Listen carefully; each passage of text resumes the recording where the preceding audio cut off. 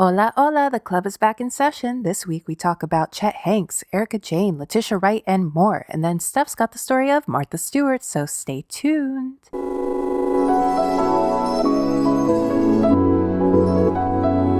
What up, fam? It's good, y'all. Feels good, right? Yeah, I know it do. And without further ado, we broadcasting live from CA to NY. It's been so windy by my house, May. Mm-hmm. So maybe like it's moving, all the way over there. Did you see that video that went viral of that girl that was like, "What is wind? What is it?" No. What? That's true though. What is it? The air just decided to pop off or what? And then she was like, it was like a TikTok, and then she said, "Things I don't understand." And she was like, "The number 11. Why isn't it called 1T1?" 1D1? Yeah, because like 22, 33. I understand that one actually on a deep level. Ooh, dude. So, first of all, we're back. We back, baby. We're back. Hello, everyone. I'm eating cake. Which is actually like a good transition. People have been wondering what happened. Well, your girl is knocked up. Yo, she's pregnant. I'm very pregnant. She about to pop, though. Yeah, we're right at the end here. So on some housekeeping news. Housekeeping. Probably going to keep going until January and then go on hiatus for a bit. Yeah. Because, we got to introduce the baby to drama before we before we continue. The baby's going to be introduced to drama like immediately. We got to play the baby the back episodes first. So teach him to talk. Yeah, so that he knows what's up. And then, we'll be back with some special episodes whenever we can. Yeah, he's going to come out of the womb being like, this shit slaps. Yeah, so we can't wait. I mean, that's dramatic in and of itself. Very dramatic. That's the hottest of hot topics. This is a secret that we've been keeping. It's been like killing me.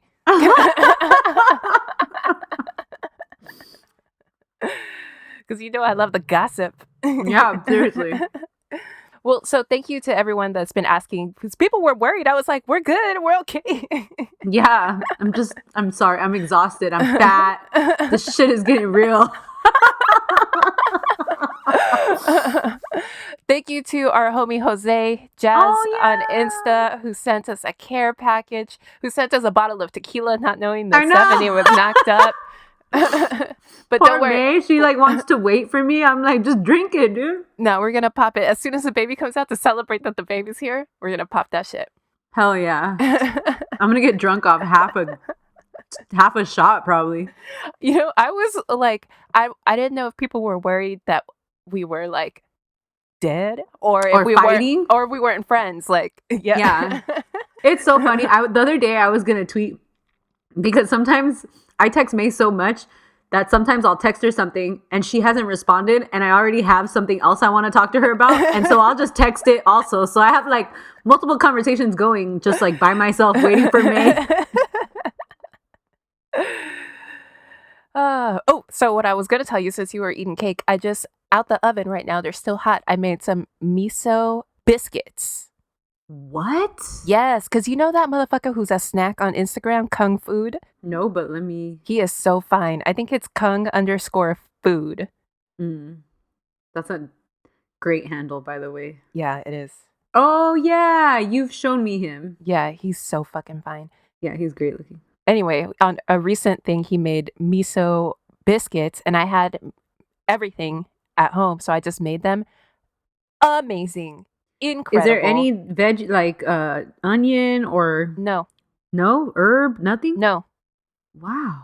So a very like salty biscuit? Yeah, and like peppery. It has like white pepper in it. Ooh. It's the second thing. It's the second thing on his page. Oh, okay. The first thing is a mac and cheese. I'm going to make that shit too. It's a curry mac and cheese. Oh my God, dude. I mean, on Thanksgiving, since we couldn't do anything. Yeah. I was like, okay, well, we'll just cook for me and you. And we ended up making way too much food. And then, so I was going to make mac and cheese, which is usually my contribution to my family's Thanksgiving. So I was like, oh, I'll just make the big ass one I always make, and then I'll drop some off for like everybody's family. Well, I still ended up having like way too much left over. I've been eating fucking mac and cheese every day, honestly. Bitch, I don't want to eat. Okay, now we're going to be fighting. You had extra mac and cheese, anymore. And you couldn't bring that shit to me? Okay, No, okay. man. All right. I see how it is. That's fine. Yeah, so make those biscuits. It's the second thing on his page right now. Miso butter and white pepper biscuits. That sounds bomb. So fucking good. What do you eat it with, ramen? You can eat it with like anything. I was thinking maybe I'll make some chicken or something. Chicken and biscuits. Bomb. Yeah. I was going to make short ribs today. And then it's like... I made short ribs the other day in my Instant Pot. Oh, really? Mm-hmm. They came out great. With red wine or? Rice wine vinegar. And, did you make it rice like white Vietnamese wine. style? Ish. Or Korean? Okay. Inspired, but you know. Well, that's exactly what I was about to say. Like, it's either you're going to go Asian inspired with short ribs or you're going to go like classical red wine stock. Yeah. So I'm like trying to decide which way I want to go. I just think I have more sides for like a classic braised short rib. It was great because then I just made some steamed bok choy. And it was like perfect. Yeah. So much stuff has happened. I don't even know. I didn't even write, like, I don't have anything. Same. Did not write a goddamn thing down. The election is still going on for whatever fucking reason. I mean, in some people's minds. That's true, yeah. There's this guy, when I go on my longer walks, I see somebody with a Trump flag outside. And at first I was like, oh, okay, he's holding on. And though, when I walk by, I started, because I was like, damn, you're still not taking that shit down, embarrassing. You know? But now I kind of respect it because it looks like he's just lazy. Like his house looks real fucked up. The trash can bins were out for like 2 days after trash day. I was like, oh, okay. I don't think he's holding on. I just spiraled. He's depressed. I have a thing. My bae, Chet Hanks, has been all over the news. I just saw the memes, but I didn't know really what happened. I was just laughing. Okay, so people are mad because Wangwa, Jamaica, Chet Hanks is always speaking in patois. Yeah, like that's how he talks, really. Really? Like he doesn't talk any other way, right? It's your boy Chetera. Big ups. Yeah, that's the way he talks. Anyway, so people are like, it's like blackface. It's black voice. Or what was the meme that you sent me? It's like someone just told Chet Hanks he commits verbal blackface. Yeah, verbal blackface. Okay, so then there was drama because, I mean, okay, I get that. But then Jamaicans were getting mad because Jamaicans were like, actually, we don't have that big of a part. Like, he's a clown, of course, and like, maybe don't do that. But it's like, it seemed like everybody else was getting up in arms about it more than Jamaicans. And Jamaicans were like, chill, you guys. Yeah, well, I think that happens a lot of the time with like woke backlash. Like, I feel like the people that it's intended to offend are like the least offended by it. Right. Yeah. Because then they were also, then I saw some activist types here getting mad because they were like, how come y'all are against us and defending, and they put up like that picture of Adele, remember that came out where she was like in a Jamaican flag bikini with the bantu knots, and they didn't have a problem with that. Jamaicans didn't have a problem with that. Right. So they were like, damn, you guys are coming for us and you want to stand for these white people? I mean... There's a lot of discussions. There are very good people on both sides, to quote the president of this argument. I hear what both sides are saying. Yeah, me too. Does he need to be talking like that? No. Right. Is it like malicious? No.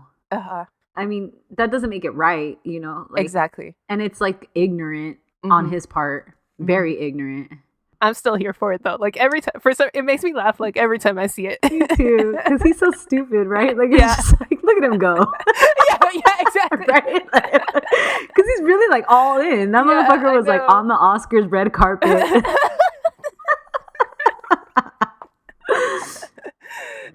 And then he was on. So, have you heard of this app, Clubhouse? No, but I've seen it mentioned in things, and I'm like, what the fuck is Clubhouse?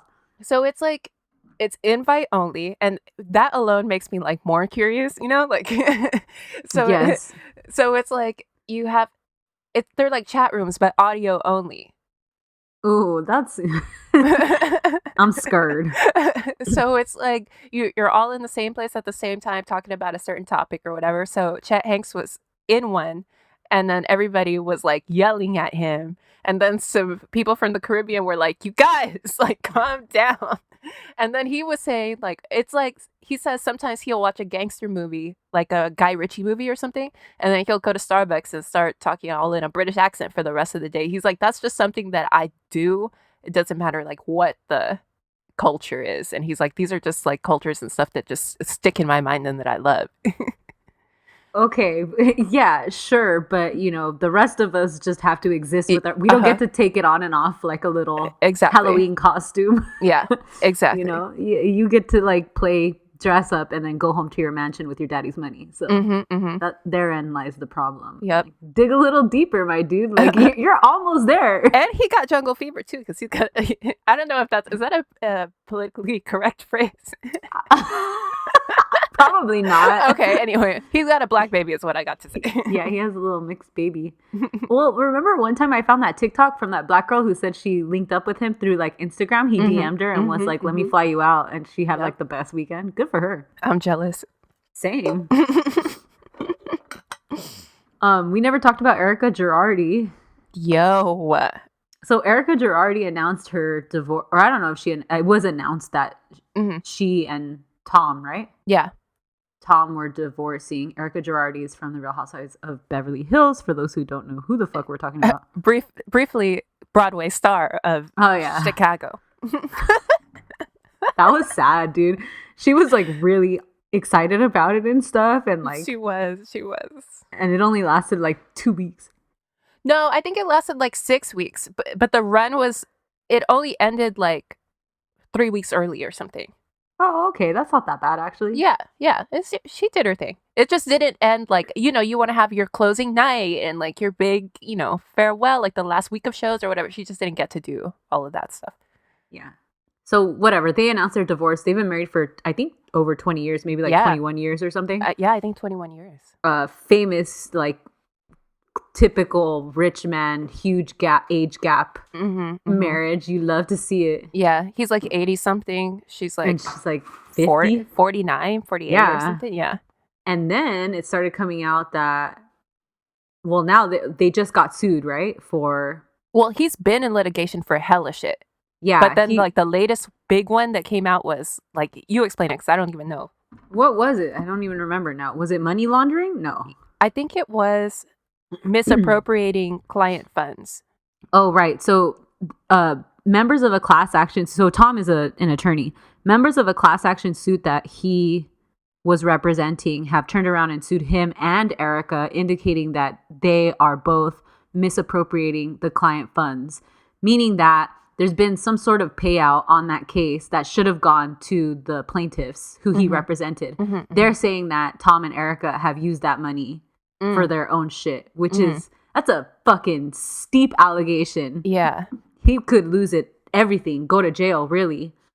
I'm not sure what the implications would be for her as his wife. I mean, so then that's what they were saying, that maybe the divorce is for this, like to either protect her or to hide his assets, Yeah, maybe. And really, like, that means like she really doesn't give a shit about him, because if you're married, at least you can't testify against each other. Oh, true. Yeah. So she really don't give a fuck. Or maybe it's strategic on his end, though. Like, here, you take this money, we'll get divorced. And we'll figure it out or something. Yeah. They do have like a very professional relationship, actually, when you see them together and stuff. Right.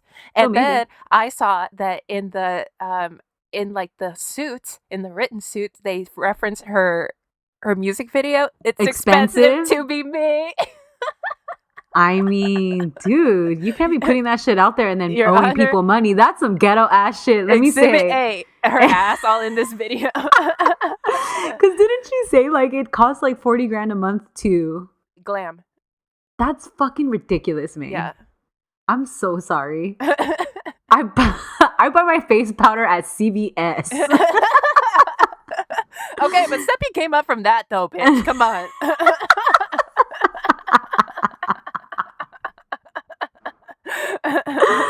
Don't admit that. I'm gonna cut that shit out. No, dude, I'm ghetto. Yeah, I'm you're pregnant. pregnant. That shit is so it is so ghetto being pregnant. I'm sorry. The belly is such a ghetto ass look. I'm trying to hide that shit. Like I'm a child or something. like I'm not 35 and married. You're Juno. Yeah. Oh, that's another thing that happened. Oh yeah, Elliot Page, congratulations. Page. That was so great. Amazing. This is gonna be huge. I think this is like it's gonna be like one of those before like Ellen coming out. Like a before and after Elliot thing. nominated for Best Actress? I think so. Juno had a huge year because remember there was the writer's strike? Oh, was that same year? Yes. I loved you. I haven't revisited Oh. it, but like that movie. I mean, I'm not gonna watch that right now, but yeah. I'm trying to see if there was an Oscar nom. No, Me too. not for Elliot, but for of course it won The for, movie. Yeah, the And Diablo won for Best Original Screenplay. yeah, is that her actual name? No, right? No, that's her stripper name. Okay, that's a dope stripper name. It is. Yeah, I remember people were real. You know how people are real uptight, especially Oscars people, and yeah, especially she was, baby. I mean.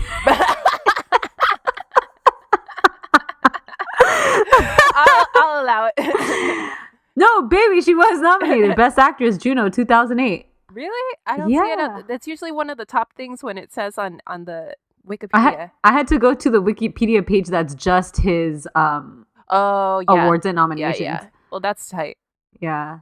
That's awesome. No, because I was thinking, like, how cool if he would have won as Best Actress. Oh, yeah. You know? And then now, like, could potentially turn around and win. Yeah. I mean, that would be really dope. That would be.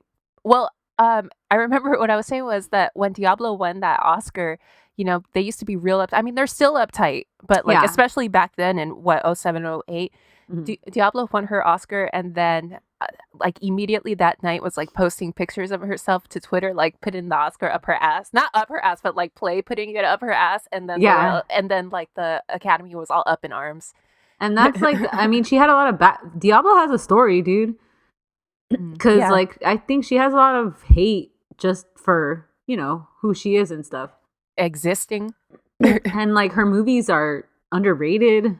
Oh yeah, for sure. Jennifer's Body is super underrated, I think. Yeah. And I think that's combo Diablo and because people have like Megan Fox, like, yeah. I don't know, people feel some type of way about her. Yeah. But she's not a great actress or anything, but she's not like particularly bad or no. And she's drop dead gorgeous, obviously, and seems just like a decent person. Yeah, just minds her own business. Yeah. Yeah. I mean, we might forgive her for being with that fucking punk pop motherfucker right now. What's his name? Machine Gun Kelly. Yeah. Well, yeah. So Elliot Page came out. That shit was amazing. And he's married. Yeah, he's been married. Yeah, and his wife was like, "I'm so happy." Or whatever. Yeah, that's cool.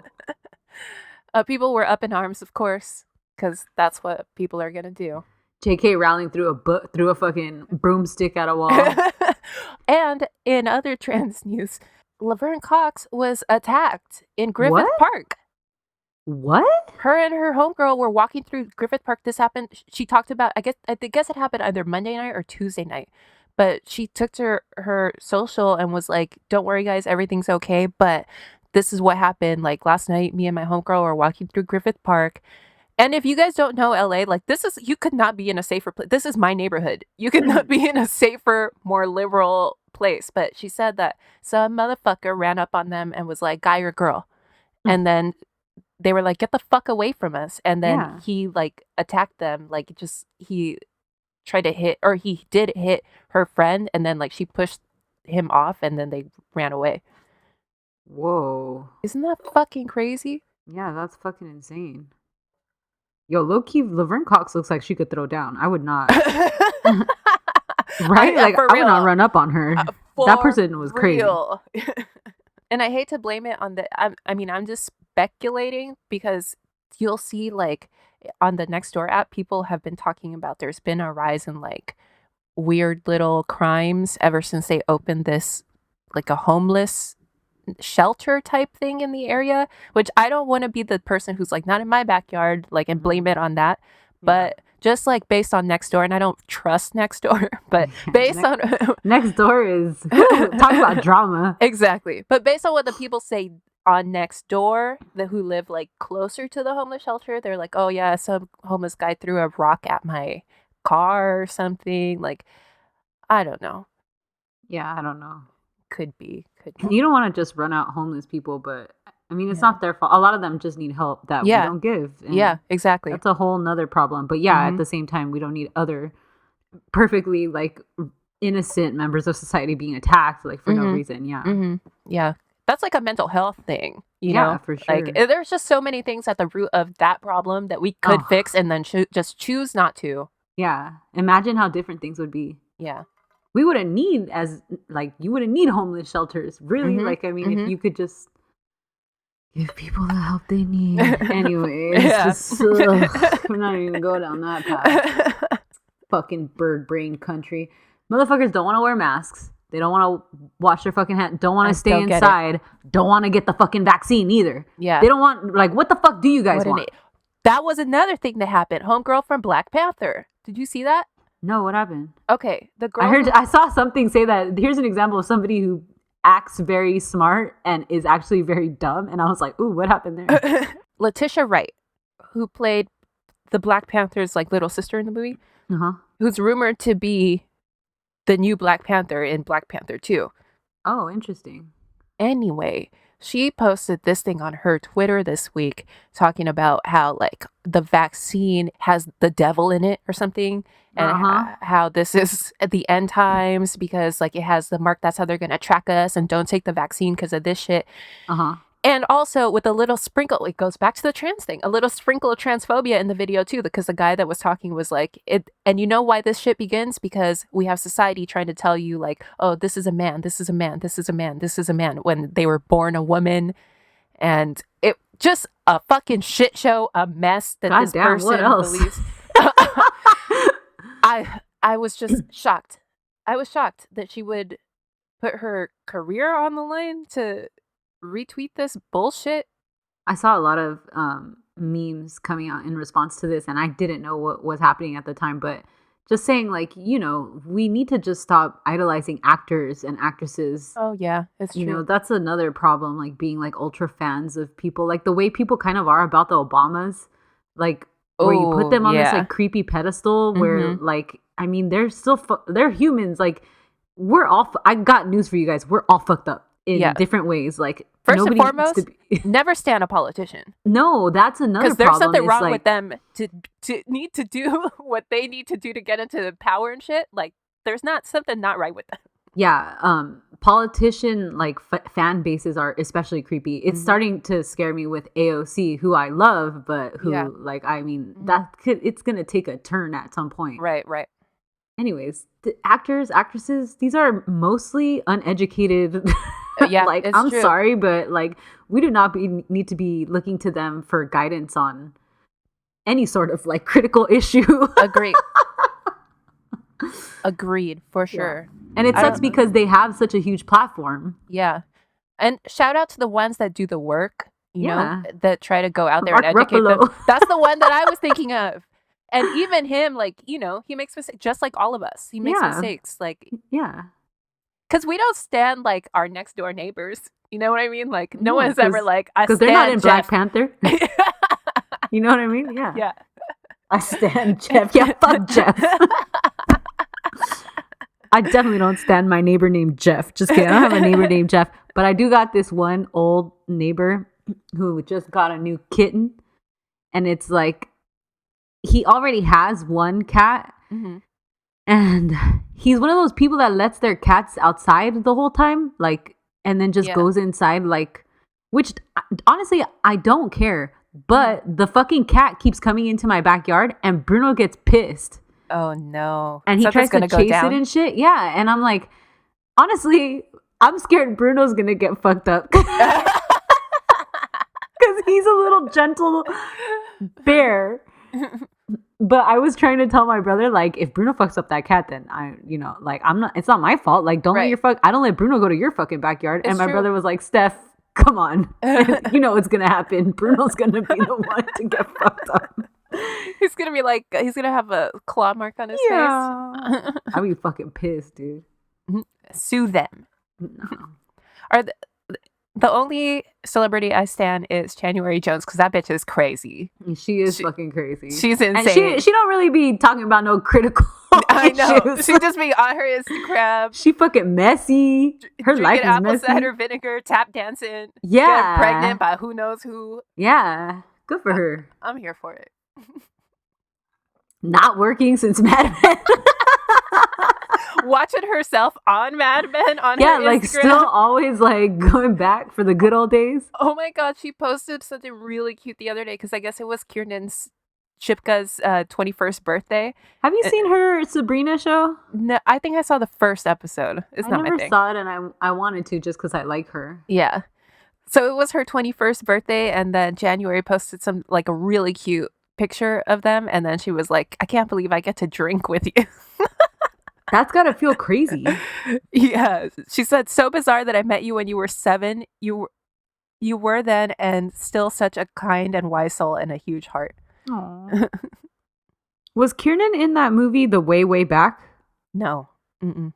No? Who was the little white girl in that movie? Was it Little Miss Sunshine? Hold on, I'll let you know. No, Kiernan was in the Lifetime Flowers in the Attic remake. Remember that's that right. With Heather Graham. Oh. I love Flowers in the Attic. Like the original fucking crazy one? Yeah. Let's see. Who is the little girl in The Way, Way Back? Anna Sophia Robb. I like that girl too. She was Carrie in the Carrie Diaries. Oh. And I did like the Carrie Diaries, and I was sad when they canceled it. She in something recently? Oh, and she was in The Act, yeah. Yeah. Did you watch The Crown? Oh yeah, of course you watched The Crown. I did, but I didn't finish it, May. What? I have one episode left, and I haven't finished it. I saw the whole other everything else though. I thought it was really good. Way, way better than last season. Yeah, last season I was almost ready to give up. I was like, God, I just kind of like went through the motions because it was just like, okay, let me give this a shot. And I was like pretty disappointed because I was looking forward to that cast. We talked about that. But it was just, I thought the only thing that I thought was weird was in the last season, it was like you were sort of rooting for Charles because he was trying to get something from his family, like trying to be normal, trying to get love from his family, trying to change things up. And then this season, it's like, I'm an asshole now. Yeah, like he just became super cold. He don't give a fuck about nobody. He was a dick to his brother on his wedding, remember? Yes. Yeah. I bet that shit's true. Yeah. You know, he was like, nobody gives a fuck about you, bro. Right. I mean, but that's how he's not wrong. Like, I mean, those other royals and like their kids, people aren't nearly as interested as they are in Charles and William and Harry. As compared to... Do you even know their names? I was going to be like Christopher. Yeah. Tommy. Like, who are Andrew's daughters? Is that Beatrice and... Eugenie? Okay. What's the other ones? I don't fucking know. I don't fucking know either. Yeah. Yeah. All I know is next season of The Crown, we better get some more Fergie. Yeah, I want to see Fergie, like, for real. Yeah. Yeah. I don't know what happens at the end, so I can't tell you anymore. I mean, I don't remember there being, like, that much in the last episode. Diana they didn't show her dying, or... No. Oh, okay. It's like, not even... Oh, this isn't really a spoiler, but, like, the only really great thing in the last episode is that, what's his name? What's Charles's dad's name? Philip. Philip and Diana have like a one-on-one conversation because they're like, we're both outsiders here. Like, let's try to figure this out. And that was like real cool. Charles is such a dick. Like, I don't know. Fuck that fool. He deserves that fucking grumpy bitch Camilla too. Like that grumpy, ugly bitch. Like, I mean, if they want to be together at this point. Like, who gives a fuck? Like, yeah, they should have been together. Remember we were talking about, like, in some alternate universe, their love story is actually, like, really romantic? Yeah, I know. But at what cost? Yeah, like, you literally use people as, I mean, Diana, just a pawn. Like, yeah, you don't deserve, like, I don't care what it is, but you don't deserve to, like, or you don't get to ruin other people's lives just to do whatever it is that you need to do, you know? Yeah, to, like, fit into whatever fucking... thing you need to mark off on your to-do list. Yeah. Which I guess he was kind of old when he married her. Like, he had been single for a while. Mm-hmm. It's because he's a dick. He was our age and he married like a 19-year-old. Yeah, that's fucking Can you imagine? I mean, no. No, could you imagine? No, fuck. Fucking raising a kid, raising your partner, basically? Fuck no. Sounds awful. Oh, May, wait, you were going to talk to me about The Undoing? Yes. Okay, because your boy Hugh Grant is in it. I used to, okay, this is probably like my most embarrassing crush, but I had a huge crush on Hugh Grant when I was like, probably like 14, because I had seen Notting Hill, and I was like so in love with him. I was like, God, he's so handsome and just like British. Philip. I just think you need to watch it just because you like Hugh Grant so much. Mm-hmm. And then, I mean, like, I watch everything that Nicole Kidman does. She's so fucking good. Yeah. She's a mess in this. Yeah? It's messy. The whole thing is messy. But it's like, it's not a good show. Okay. But you still have to watch it. God, and they're both good. Hugh and her. Both great actors. Yeah. What was that movie Hugh Grant did with Meryl Streep where she was the singer? Oh, yeah. The artist? No. No, that's a black and white film. Mrs. Something. Or yeah. That I loved that movie. That movie was so good. Cute. Yeah. Damn, her Wikipedia is so fucking crazy. Yeah, she probably has like four or five Wikipedia pages. Let's see. Which that's another thing. Fucking X-Files as Margaret Thatcher is pretty damn great. Yeah, for sure. Yeah. Yeah, she's so great. I love her in Sex Education. Sex Education. So fucking good. I love that show, May. Meryl Streep on screen and stage. It's endless. I can't even find it. I know. What a queen. I want to see that stupid The Prom movie from Ryan Murphy that's going to be on Netflix. The Prom? Yeah, she's like in it. Promenade? Prom, like you go to the prom. You get pregnant at the prom. Oh, that... Florence Foster Jenkins is the Florence Foster Jenkins. Yeah, The Prom is a musical starring Meryl, James Corden, Nicole Kidman, Keegan-Michael Key, Andrew Rannells, Kerry Washington. I love Andrew Rannells. He's so good. Was he in the Book of Mormon when we went to go see it? No, huh? Mm-mm. Yeah, but that's another person I'll watch everything that he's in. Did you watch The Boys in the Band? Not yet, but I want to. It's really cute. And that's not a spoiler. The partner in his movie is his partner in real life. Yeah. Interesting. Okay. Eleanor had to go to the hospital to learn her lesson, but you don't have to. Remember, it pays to play safe in the kitchen. Okay, I'm up, actually. Ooh, okay, introduce yourself. Hello, everyone. My name is Stephanie. And my name is May, and this is the Drama Club. We're back in session. This is the podcast about scandals, celebrities, gossip, drama. Obviously, it's in the title. Politic, film, movie, reality TV. Oh, I did start watching The Real Housewives of Salt Lake City. It's pretty fucking crazy. Okay, hell yeah, I'm gonna watch. They're setting a lot of stuff up too, which is great. Like there's already like drama, like that has been happening. Oh, and I watched the first 2 episodes of that Selena show. Oh, you did? Mm-hmm. And what are our thoughts? Okay. Who asked for this? I'm mad, man. I'm telling you, I was like literally like, why are you doing this? But then, not that I was like, nobody asked for it, but then when I saw that they made it, I was like, okay, all right, I'll watch it.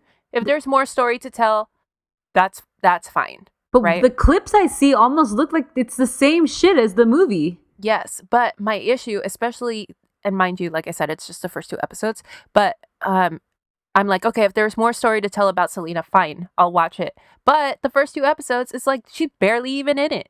Really? It's like it's a lot of Abraham, and I'm like, nobody cares about you, motherfucker.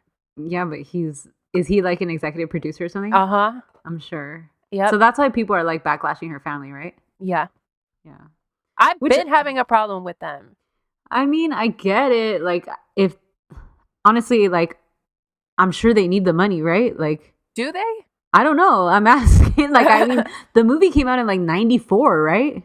Yeah, but they've made hella money off her image since then. Like, and that's my problem. Like, do we need Selena coffee mugs and like MAC makeup. yeah, that collab Although I is do cute kind of though. like that, yeah. Yeah, but it's just like they're always trying to make money off of her in some way, shape, or form. And I don't like that they cut her husband out of it because I feel like she would not be cool with that. No. And they had a huge falling out. Did it have something to do with that? Yeah. Remember I wanted to read his book, Chris Yes. Perez?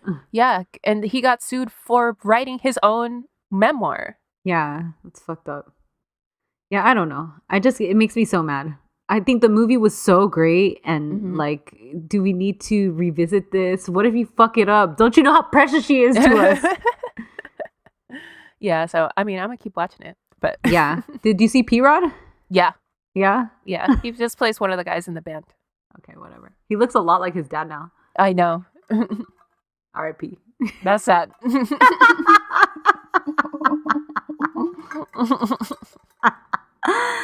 Oh my god. Okay, I logged into Nextdoor because you reminded me. Every once in a while, I like to take a stroll through Nextdoor just to like see people acting fucking crazy. The big drama this week in my neighborhood was that somebody got pissed that people are throwing dog shit in their trash cans. Like, why? I don't know. And then people jumped down their throat and they were like, that's what trash cans are for. And would you rather us leave the shit out on the street? And like, then other people were like, no, I get it. It's our trash can. You have your own trash can. Please stop. Oh my god. Like, I told you that man yelled at me when I was walking with Bruno because I was distracted. I didn't pick up his poop. And then I did have a bag and I was like getting it and he was still fucking yelling at me. And I was like, dude, I'm fucking knocked up. I'm tired. Like, you can pick up this shit. I was so mad. I was like, fuck you. I started yelling at him. And then I get scared because I'm like, I forget that I'm pregnant. I'm like, fuck, I can't throw down right now. Also, I'm past my prime. It's two. You can't. Yes, you can because it would be 2 against 1.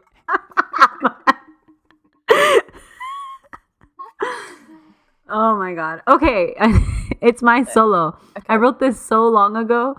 So let's find out. Let's find out what it's about. This is about Martha Stewart. Oh, yay. Okay, good. Who doesn't have that much drama actually, so I think it's like a good way to ease back into this shit. Okay, so Martha Stewart, she was born in New Jersey in 1941 to Edward Kostria and Martha Ruskowski. She's a Jersey girl? Yeah, her parents are Polish, and she had 5 other siblings. Okay. Her parents were young when she was born, and they were struggling because this was towards the end of the Great Depression. Mm-hmm. Damn, what? She's fucking old, dude. Remind me, what was her birthday? 1941. Jesus. Her young parents, her dad was a high school gym teacher, and she definitely didn't grow up with a silver spoon, which I think maybe a lot of people might just assume about her because of her brand and shit, but no, she was a rough rata. That's what's up.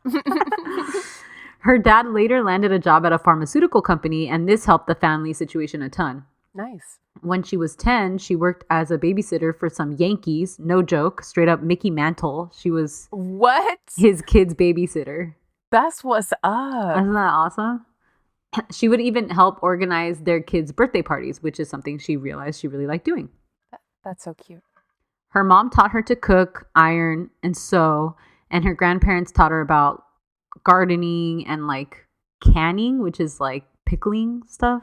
Mm-hmm. It's like canning stuff. It's like putting things in cans, bitch. What the fuck? What kind of fucking ridiculous talent is this? Why would I know how to say that shit? Canning. I'll never fucking do that in my life. How stupid. I buy cans. I'm rich. Okay, Rockefeller. I buy my fucking canned beans, bitch. But your face powder, CVS. Hell yeah. Okay, so she said all of her siblings had to participate in the family chores since there was just way too many of them and there was way too much to do. Mm-hmm. So they were always involved in homemaking, even as young children, and a lot of it fell on Martha because she was the oldest daughter. Shout out to the eldest daughters and families out there. You were a born stepmom and y'all didn't ask for that, but we see y'all. We appreciate y'all. Mothers before you wanted to be mothers. For real. That shit is tough. In junior high, Martha said she started to notice the class differences in her neighborhood, and she would notice other people's cars and clothes and homes, and she realized, no, I want that. I want that. Yup, that's so. She didn't notice that when she was babysitting the Yankees? When she was little? No, I think when you're little, you don't really think about it as much. So she said she kind of always kept that goal in mind throughout her life. Mm-hmm. At age 15, she began modeling and was featured in some commercials. Her parents helped her put together portfolios and get different gigs. And she kept up modeling gigs as a way to supplement her income while in school because her parents really couldn't help with her college education. Mm-hmm. Plus, she loved the glamour of modeling and like getting her hair done, getting her makeup done and stuff like that. And although she's a bad bitch. She's so pretty. Mm-hmm. After high school, she attended Barnard Women's College in New York, where she majored in architectural history on a part scholarship. She said that moving to New York really cemented to herself how sheltered she had been and just like traditionally middle class she was, because now she saw, Yeah, that's she true. saw real wealth in New York. Right. And probably also like real poverty. Oh, for sure. Yeah. She said that other girls in her class would show up to lecture in Chanel suits and shit. And so she was like insecure about not having that kind of stuff. Yeah. During this time, she met her boo, 23-year-old Andrew Stewart, who was studying law at Yale. Cha-ching! They married in July 1961, just after a year of meeting, and she finished her degree the next year. Her classmates were shocked when she got married and was so happy to jump into the housewife role, because the other girls in school were like, not about that. Yeah. They welcomed their only child, a daughter named Alexis, in 1965. After law school, Andrew got a job at a firm in Manhattan, and Martha really delved into the traditional housewife duties while still modeling here and there for some extra cash. She would study different cookbooks, and she loved hosting dinner parties for all of Andrew's like coworkers and their friends and stuff. That's tight. That's really tight. That is such like a talent to be able to host dinner parties. Hosting? Yeah, for sure. Because I think I would have to think for like a week. I couldn't even do it. I was just like trying to hire somebody. Yeah. In 1967, Martha began a stockbroking career, which was Andrew's dad's profession. Damn. This was a move made partially because at this time, Andrew's income wasn't cutting it for the family anymore. She passed her broker's exam, hired a nanny, and straight up just suited up and went to work. Damn. What was her degree in? Architectural history. Wow. She was very successful, and then she and Andy decided to take their money and move out of the city. Yeah. Andrew founded a publishing house, and they bought a farmhouse in Connecticut that was from like the 1800s. They worked together to restore the rundown house. What's the barefoot Contessa's husband's name? Jeffrey. These there. These men right here, I wonder what are their lives like? Like, what does Jeffrey do in his day? What is this motherfucker? Andy? Andrew? Yeah. But in this situation, Martha is Jeffrey, right? She's Jeffrey and Barefoot Contessa, honestly. Yeah, true. Yeah. Ooh, damn. That's a flex right there. Yeah. I fucking love Barefoot Contessa, that fucking bitch, man. Everything she makes it's so good. I feel like it's so simple, and it like I hate how she's always like just fresh ingredients, like just you want to buy some really good olive oil. Like, no, bitch, I bought my fucking face powder at CVS. You think I'm shelling out for really good olive oil? Barefoot Contessa's tight too because like all her friends are gay. Uh-huh. She only has gay friends, and then her husband Jeffrey. And honestly, I stand. That's another celebrity you can stand right there. There you go. Yeah, definitely stand the Barefoot Contessa. Also, she's like, she was losing it in quarantine too. She was just like drinking. I was like, I'm with you, bitch. Some of us fucked up early on and got pregnant. Fucking fumbled that one. That's why you gotta be menopausal, like on a Garten, so you don't have to worry about it Just like fuck your husband and invite your gay friends over and have a drink. That's it. Play cards. I like Yeah. how she always has like cocktail cards parties. Mhm. That's a vibe. So anyways, so they started restoring this old ass farmhouse, and Martha had like this crazy natural talent for it and for decorating. Mhm.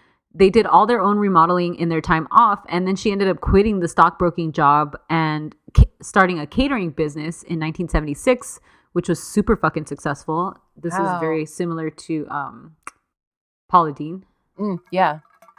She started out with an ad in the paper, which led to a single wedding gig, and then from there everything just ballooned. She started doing weddings, cocktail parties, graduation parties, like everything in Connecticut. Wow. Imagine that flex like now, like, oh yeah, Martha did our wedding. Seriously, oh my god. However, Martha and in the beginning she had a catering business partner, but they had a quick falling out. So Martha took her own money and bought her out. Bye, bitch. Yeah. It partially went bad because Martha was getting her own side gigs and started just like doing that shit on the side. So her partner got mad about it. Whatever. Yeah. Martha later was fired. I'm sorry. And then Martha got a job managing a gourmet food store in Connecticut. Oh, cool. That's where that bitch Anna Garten shops. So she started managing a gourmet food store, and then the food store fired her for some reason. So she fucking opened her own gourmet food That's store. what's up. That's tight. Dude, I Such a love flex. Martha. Yeah. Meanwhile, Andrew, like I said, he had started that publishing company, and he was just riding the success wave along Martha.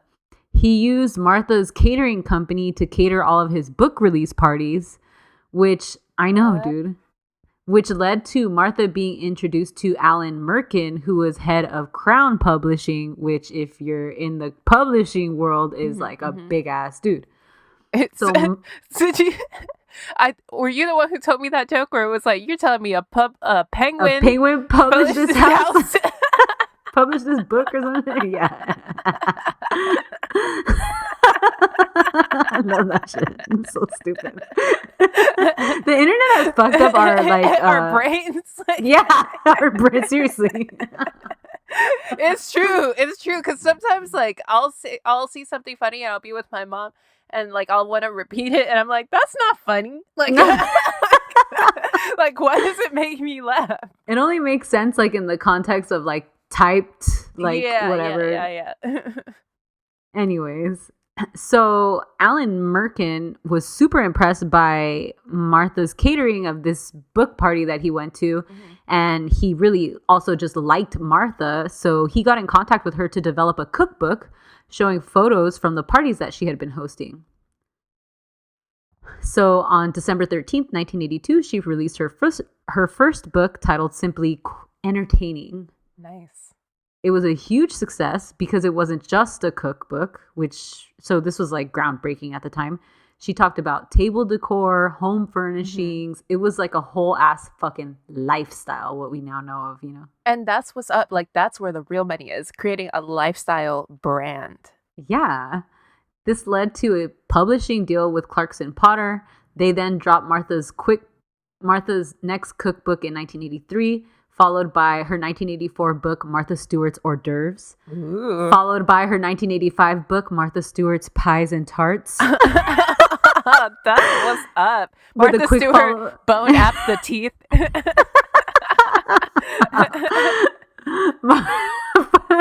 Followed up by her 1987 book, Martha Stewart's Weddings. Wedding Planner in 1988, etc., etc., etc., etc. Yeah. Like the list goes fucking on. Yeah, the Martha Stewart's got a fucking cereal cookbook. She started dropping how-to videotapes to go along with some of the books, and then those started selling like crazy too. What? Videotapes? 1980s, still in baby. the 80s? Yeah, Jane Fonda. Hell yeah. Also, during this publishing era, she was getting interviewed like crazy for TV, and she also started writing for newspapers, magazine articles, and like, I'm saying, she was like always on Larry King. She was always on Oprah. What a fucking boss. Look at the cover of her book, Hors d'oeuvres. Oh, damn. Look at those Princess Diana sleeves right there. Why was that a thing? I'm not mad at it, actually. I like, especially like the short ones. I don't know, me. It's That cute. reminds me of like being a kid, though. Yeah. Those short ass ones. Did we say we're like I'm talking about shoulder, like 1980s shoulder pad things? Shoulder, yeah. Like who else? Ruffles. Also, Snow White has that too. Like, Oh yeah. So basically, Martha rarely said no to any opportunities. She was a hustler through and through. make that money, girl. Yeah, and that was not without criticism, because a lot of people started calling her Marie Antoinette and just talked about like her little perfect cookie cutter image, like good taste, fine living, and they kind of dragged her for it. Because it's almost like the OG Instagram profile. It's true. And another thing is, it's very white. Yes. Connecticut, Yeah. farmhouse, Pinterest, Instagram. I mean, we all know it's fake, but I mean, you still follow it, right? Just to see what's up. Yeah, you're also selling a fantasy. Yeah, Like, for sure. nobody wants to see Martha burning the chicken or whatever. Like, Right. Fighting with Andrew. Speaking of which, in 1987, Martha and Andrew separated and then divorced in 1990. Martha Stewart's divorce. The next book. Basically, the more successful she became, the less attention she paid to her marriage. And she talks about this openly also. Andy was not happy with the distance, obviously. I honestly not thought necessarily. I thought you were gonna say he was fucking somebody at the publishing house. No. Although maybe also there was some of that, but they never talk about that. She straight up says that it was like her fault, that he wanted more. And she was, I mean, how could she give it to him? She was like building this empire. Yeah. You know? So he wasn't happy, and then he ended up filing for separation. In this biography that I watched, Martha's sister and family still say that Andy was her soulmate and that she mimics that, like that she thinks so too. Interesting. Make it work, you crazy kids. But she does keep quiet about like how she feels about that shit. Yeah. But anyways, our girl Martha had no time for grief, because Time Publishing came a knockin' the same year as her divorce and asked her to develop a new fucking magazine, which she did, and famously named it Martha Stewart Living. Perfect. She was Imagine if she would have named that shit Goop. Does Goop stand for something? No. Like, what a terrible name, right? You don't see Martha Stewart. They would have laughed her out of Time magazine or whatever the fuck if she named her brand Goop. Don't even get me started. But I do not like Gwyneth Paltrow. This is somebody who like really actually bothers me. Is she retired from acting? Allegedly, but who gives a fuck? Yeah. Anyways, so Martha was editor-in-chief, first issue released in 1990 with an initial base of 250,000 magazines. By 2002, the magazine was selling 2 million per copies per issue. What? I said that weird. 2 million copies per issue. Sorry. 2 million? That's crazy. Yeah. Martha's moving bricks. Hell yeah. In 1993, she created a daily syndicated TV show called Martha Stewart Living, which it was only supposed to be half an hour and expanded into a full hour in 1999 and ran on air until 2004. Wow. She was also, like I said, still fucking hustling, still always on the Today Show, always on Oprah, always on all the other favorite daytime network talk shows. Yeah. You could not escape Martha Stewart. Some sort of like she was either on your TV or like you had the magazine. Or yeah, you're at the grocery store. Exactly. The shit's right there. Yeah. Meanwhile, she was linked romantically to Anthony Hopkins. Oh, I kind of like that. Famously, she broke up with him after watching Silence of the Lambs because she said she was unable to avoid associating him to Hannibal Lecter, the character. Which is so crazy. Like, I think Anthony, like, you really don't think of him other than Hannibal Lecter, and people always cite Hannibal, like how good he was at that. It's true. Yeah. And he was only in that movie for like 14 minutes or something. Yeah. I ate her brain with fava beans. Fava beans. Anthony Hopkins needs a fucking lesson on frijoles. Fava beans are like the least good bean. Yeah, fava beans are the least good bean. I was gonna say lima beans, but I actually like lima beans though. I like lima beans. So I had to think about it for a second. I was lima. Hold up. You threw me for a loop right there. You know what beans I do like a lot? White northern beans. Mm-hmm. Great white northern beans. Yeah. Like with a chicken stock, like a oily chicken stock. Yeah, that shit is bomb. Bomb. Once again, this is the Bean Club. This happens everywhere. We can't help ourselves. I have like 2 bags of lentils that I keep wanting to make, and I don't know. I'll get around to it. Anyways, okay. I had a very Central American problem because there were these little bugs in my pantry, and I couldn't figure out what. And so, like, after I did a lot of research, and because they kept coming back, did a lot of research, turns out they're called pantry beetles. And guess where they come from? Frijoles. What? They're like frijoles and rice, like grains, whatever you buy in the store that's grains. And I was like, this is racist. That is racist. Fuck. So I had to throw out all my beans and rice and shit. No, me. That makes me mad. They went away though. Okay, well that's good. Okay, so then she started dating billionaire Charles Simonyi. He was an early Microsoft employee who was initially head of their software group. What color is he? The name sounded kind of spicy. I want to know.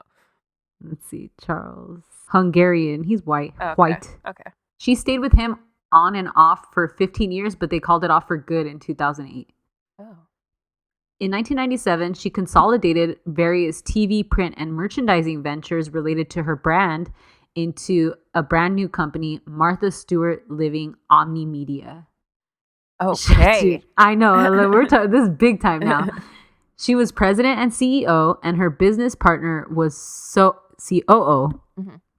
She thought that this would help control all of the brand's direction with ease and promote synergy. Yep. That's a word I never thought I'd say. I love that word. The conglomerate went public on the New York Stock Exchange on October 19th, 1999, offered at $18 a share. She catered the day it went public with pastries and a little garden party at Wall Street. Damn, that's up. You know what's so tight though? It's like you were the stockbroker and now your company just went fucking public on the stock exchange. Fucking insane. And just for funsies, you just catered that shit? What kind of? Yeah, just to fucking flex. Yeah. Just to be like, don't fucking forget where I came from. The stock skyrocketed to $28 by the end of the day, making her the first female self-made billionaire on paper in the United States. Wow. It later dropped, but we let her keep the record. Yeah, that's what's up. P.S. She's still Kylie Jenner's coming for you. She's still the majority shareholder with 96% control over voting power. Yeah, that's insane, right? Yeah. Yeah. Good for her, though. I mean, whatever she says goes. It's her decision at the end of the day. That's tight. Yeah, I mean, if you're still around, like, why would you want someone to fuck up with your name? Because it's her name. Yeah, exactly. Yeah. Martha's vision is really insane if you sit back and think about it, because the product she sells is herself. This is like basically what I was just talking about. It's her style, her cooking, her parties. She found this weird niche in white American life and just marketed herself to the masses, making $1 billion while she was at it. Mm-hmm. Another great thing around this time in her life is that her brand and image was so cemented into the public that Martha started to let her guard down a little bit. So she started to finally now make fun of herself and even make fun of the brand while she was on late night shows and shit. Yeah. Cause it's already it already exists as Martha Stewart. So she could just, Exactly. You can make a joke about Pepsi because everybody knows what the fuck Pepsi is. Exactly. It's not going to hurt the Pepsi brand. Yeah. And really, this is how we see Martha now, which she kind of makes fun of herself, which is cool. Mm-hmm. She's in on the joke about the whole vibe, but still she's cashing in. Mm-hmm. So that's the dream, man. Yeah, that's fucking sick. So homegirl Martha is involved in the stonk world, right? Mm-hmm. She was a stonk broker. She invests. She got her own stonk. Yeah.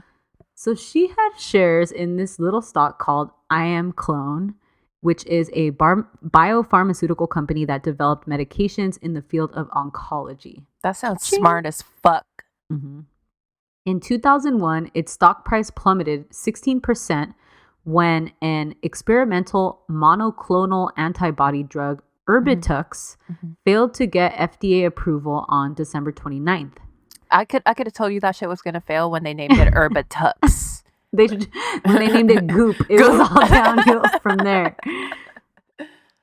The U.S. Securities and Exchange Commission was notified that prior to the announcement of the FDA decision, several executives sold a lot of their stock. Yeah. I Am Clone's founder, Sam Waxall, was arrested on insider trading charges in 2002 and also for instructing his friends and family to sell their stock. And he's the one that kind of was like the red flag because he tried to sell all of his stock. Ugh. Because of 16%? Well, I think it was like going to be crazy for them. But so check this out.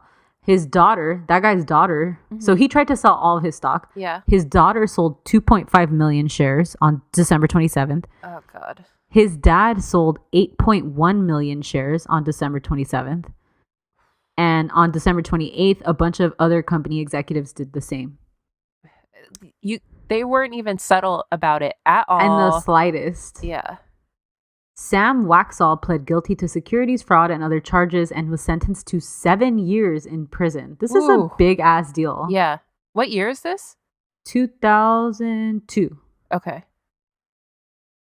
One of the other charges was lack of paying taxes and selling over $15 million. Oh, I just threw this in because I thought it was interesting. So like while they were uncovering this like fraud that he had committed, they also discovered that he owed back taxes for selling $15 million of artwork. His collection included work by Mark Rothko, Roy Lichtenstein, and William de Kooning. What? Yeah, like he sold all these pieces of art and didn't pay taxes on it. Yeah, that's crazy. And what a collection. I know, man. So then he was ordered to back pay more than $4 million in taxes on top of it. So Martha was very famously involved in this scandal. Her broker at Merrill Lynch, Peter Bogdanovich, let her know that I Am Clone was about to plummet. For those of you who don't know, this is very illegal information sharing. She sold $4,000 or $230,000 worth of her shares on December 27th, the day before it was announced that the FDA was going to make their decision on that medication. By doing so, she avoided a loss of $50,000. So then, see, she sold 400,000 shares. She was going to lose. No, I'm sorry. She sold 4,000 and she was going to lose 50 grand. This dude's dad sold 8.1 million shares. Yeah. So how much money was he going to lose? Yeah, exactly. An assistant disclosed Martha's involvement to investigators. She maintained her innocence and media immediately jumped all over this story. The day after the indictment broke, she took a full-page ad in USA Today with an open letter of defense claiming that she was innocent. Martha was highly criticized by the media with headlines dragging her obvious cookie-cutter image. She was grilled on air during segments on shows and famously told Jane Clausen on the Today Show, I would like to focus on my salad. while being asked about the scandal. Classic. I'm going to start saying that shit. I would like to focus on my salad. We got bigger fish to fry. I know. What are we talking? Balsamic vinaigrette? Ranch? This shit is serious. That's what you got to tell the judge, too. Your Honor, I am focusing on my salad right now. I cannot answer your questions. Martha was indicted on 9 counts, including securities fraud and obstruction of justice. This is over $50,000? She stepped down as CEO of her conglomerate, but stayed on as chief creative officer. Her trial began in January 2004, and the prosecution had evidence showing that her broker's assistant had been ordered to tell Martha about the FDA ruling. I think a lot of it is that she didn't take the L. Yeah. Like, she didn't plead guilty. Yeah. She maintained her innocence. She wouldn't cooperate with them. So. And she should have known also, do you think it went against her that she was a licensed stockbroker? Oh, I'm sure. Yeah. I mean, she's already held. So basically, they would hold you to a higher standard than a regular person. Because it's not like you can be like, oh, I didn't know I'm that just was. listening to what my yeah. stalker told me. Yeah. Yeah. So after a 6-week jury trial and 3 days of deliberation, Martha was ultimately found guilty on July 16th, 2004. She was sentenced to 5 months in prison, 5 months house arrest, and 2 years probation for conspiracy, obstruction of justice, and lying about a stock sale. Damn. She was not guilty of falsely claiming that there was an agreement to sell her shares when they fall to $60. Mm-hmm. She also paid a fine of $30,000, and her broker, Peter Bekanovich, was also charged, given the exact same sentence as her, but he was only fined $4,000. Mm-hmm. After the sentence came down, her website published this statement, quote, I am obviously distressed by the jury's verdict, but I continue to take comfort in knowing that I have the confidence and enduring support of my family and friends. I will appeal the verdict and continue to fight to clear my name. I believe in the fairness of the judicial system and remain confident that I will ultimately prevail. Which I think it's just like she was trying to protect her image. Yeah. But she was guilty. Like, I mean, it's like clear as day that all these people were involved in this. Right.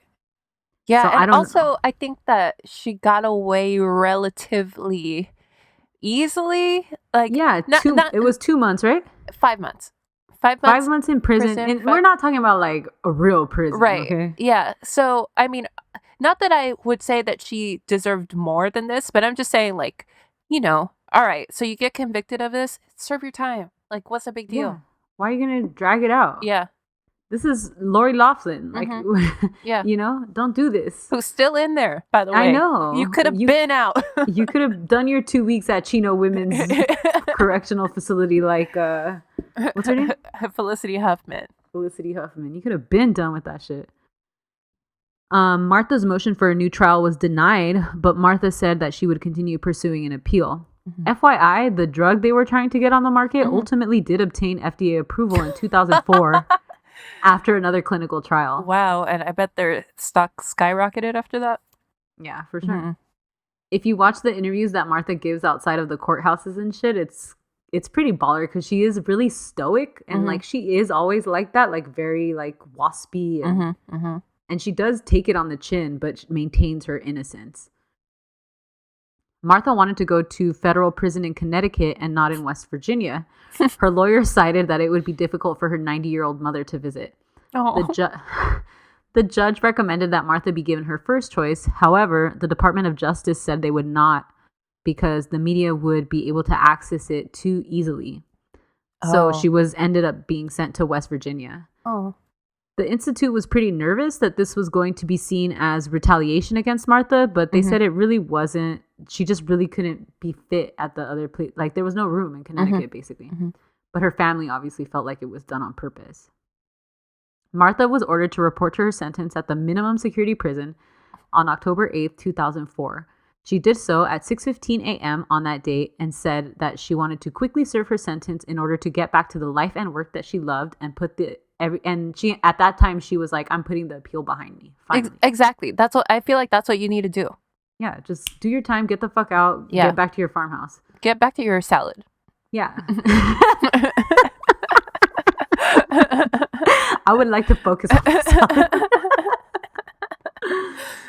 While in prison, she said her nickname was M. Diddy, which has Puffy ever been to prison? Like, I don't know. I mean, I know he's been wrapped up in like that whole gun thing. Was it a gun thing or a knife thing with J-Lo? Gun. Yeah. And then obviously Biggie's death and stuff, but I don't think he's actually ever been to prison. I don't think so. She took a job while in the big house and became a liaison between the administration and her fellow inmates. Oh my God. Yesterday, my mom kept trying to say the word liaison. It was the funniest thing in the world. She cannot say it. Then my dad was trying to say it. Immigrants cannot say liaison. Yeah, no. No. I would love to hear my mom try to say the word liaison. That shit would be hilarious. And Martha also excelled in her cleaning tasks while in prison. Wait, what was she a liaison for? the administration and her fellow inmates. Oh, okay. It doesn't say what exactly, but I just imagine whatever they were arguing about, I guess. This didn't go off too well with the media, who was expecting Martha to just get super depressed and wallow around in prison. Like, I don't know what they, how they want to paint a picture of like some fucking story. Yeah. Martha finished her 5 months and then went into home confinement at her house in Bedford, New York. Oh, wow. She was allowed to leave the house for 48 hours a week for work-related activities, but had to wear an ankle monitor at all times. That's embarrassing. That shit is ghetto. You think she like bedazzled that shit and shit? I hope so.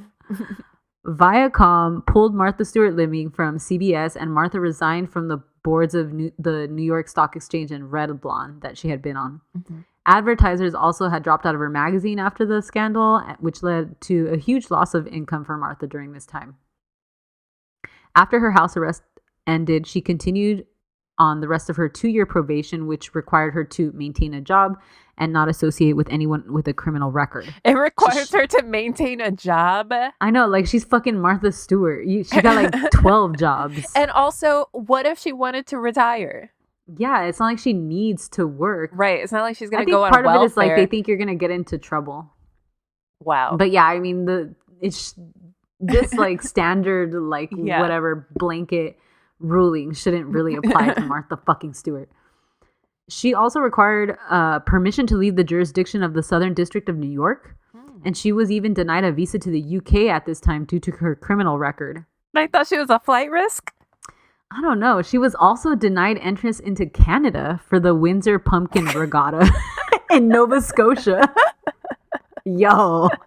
When you start getting denied from regattas, then you fucked up, man. Pumpkin regattas at that. Yo, I don't even know what a regatta is. What is that? It's a type of cheese. Ricotta. Is it like a ball? Like a prom or something? They got pumpkins on display? Rich people are so fucking bored. That's why they were like, you need a job, bitch. You're bored. So you're committing these like white collar crimes. Because you want to be the baddest bitch at the pumpkin ricotta. I know. Pumpkin ricotta sounds bomb on some toast. With some cinnamon. Yo, welcome to Stef Living. Take out your dirty ass toaster. Let's get this shit popping. Ooh, I make ricotta toast all the time, actually. Really? I just like put olive oil on a piece of crusty bread. Yeah. On the parrilla, and then mix ricotta usually with lemon juice, and then olive oil. If I had a crusty bread, I can never make. I love French toast. I can never make French toast because I never got the right bread on deck. Remember one time we made that French toast bake when we lived together in college? Yeah. That shit was bomb. I actually was thinking about French toast the other day. Anyways, we have to throw a French toast regatta. Yo. Invite Martha. Be like, we got you, bitch. You don't need a fucking visa for this shit. So, whatever. Martha made a fucking comeback, okay? Don't call it a comeback. She's been here for years. She jumped right back into her Martha Stewart Living brand and dropped an everyday line at Kmart, which included home furnishings and a massively successful interior paint line, which is now sold like everywhere. I feel like I see Martha Stewart paint everywhere. Yeah, when I used to mix paint. My first job, yeah. We had Martha Stewart paint. That shit was expensive. Yeah, she immediately returned to TV with the Martha Stewart Show and her own spin-off of The Apprentice, which I totally forgot about. The Apprentice show didn't do too well, and it wasn't renewed for a second season. Yeah. That's right. I remember the president talking shit. Oh, he did? Yeah, he was like, her ratings weren't as high as mine, obviously. So your fucking bank account ain't as high as hers, so sit the fuck down. True. Fat ass motherfucker. Anyways, okay. So The Apprentice show didn't do that well, like I said, whatever. Okay, so then she released a new book called The Martha Rules in October 2005, and a month later, off the success of that one, she dropped another book called The Martha Stewart Baking Handbook. She also returned to all of her contributing segments on the Today Show and like everything. She started doing the rounds all over again. CBS made a movie called Martha Stewart Behind Bars, starring Sybil Shepherd. I watched that. How is it? It's not good. I bet.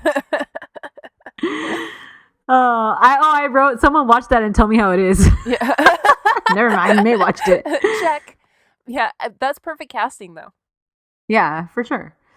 Her talk show was nominated for 6 different Daytime Emmy Awards in 2006, including Best Show and Best Host.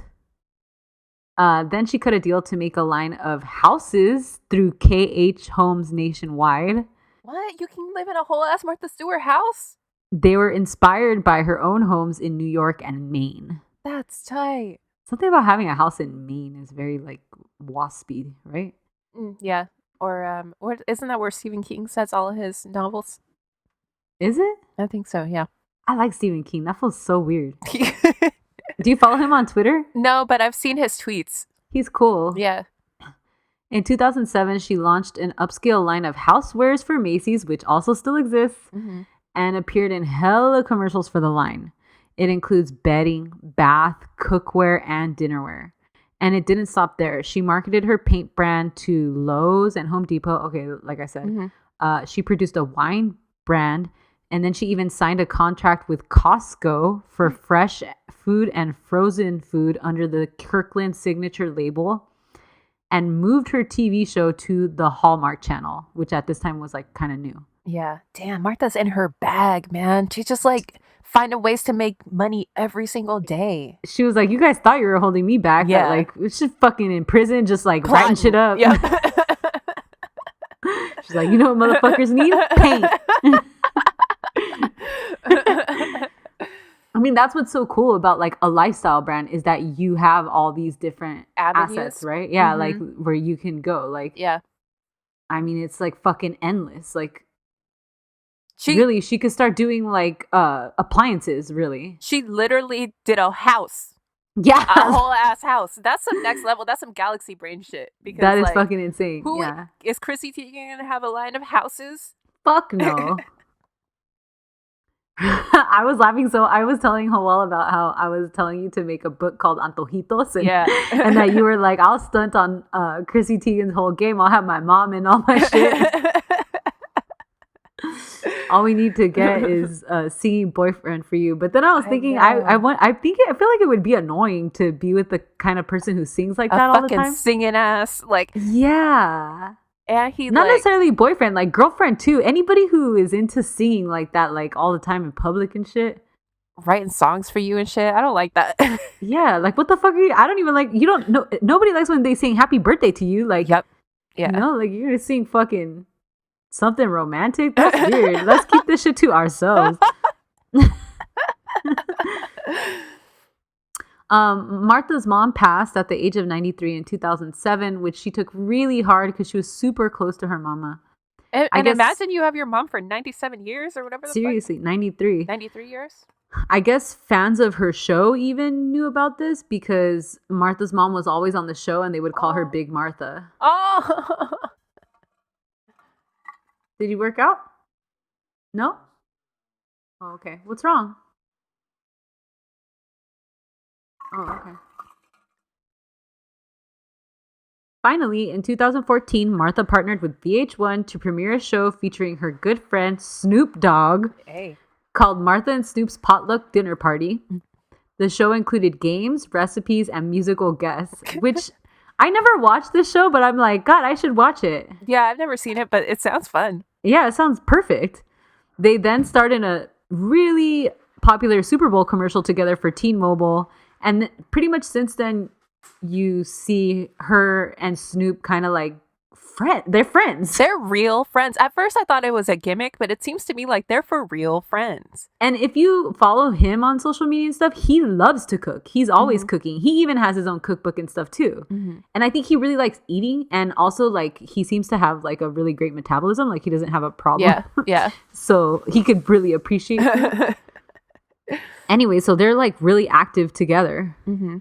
And she just seems like, despite being this like perfect cookie cutter image of a white woman, she just seems like non-judgmental in a way. Yeah, there's this really funny tweet of hers from like, maybe like 10 years ago, because it's when Michael Cera was still a thing. And she says, I have been invited to Michael Cera's house. And she's like, he offered me a seat on an old chair and then warm wine in a Dixie cup.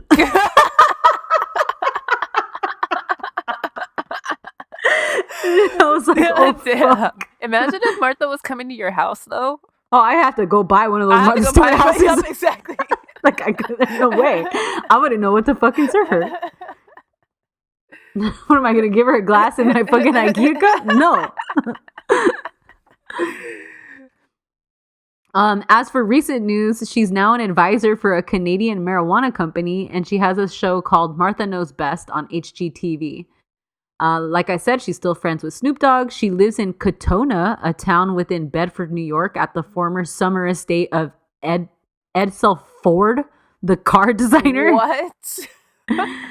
And that's basically where we're at with the doily queen, Martha Stewart. That's what's up. How about the selfie she dropped this year? Oh, yeah. She broke the internet. Yeah, she was just chilling in her pool, all sexy and shit. Hell yeah, goals. Yeah, good for her. Good for you, Martha Stewart. I stand, honestly. All right, so that's what I was going to say. We have to go back and revise our stan list. Appropriate celebrities to stan. Martha Stewart goes on there for sure.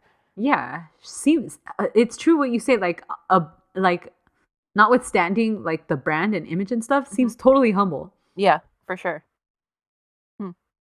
And she makes no she doesn't try to be what she's not. Yeah, you know. Yeah, I love that about her. Me too.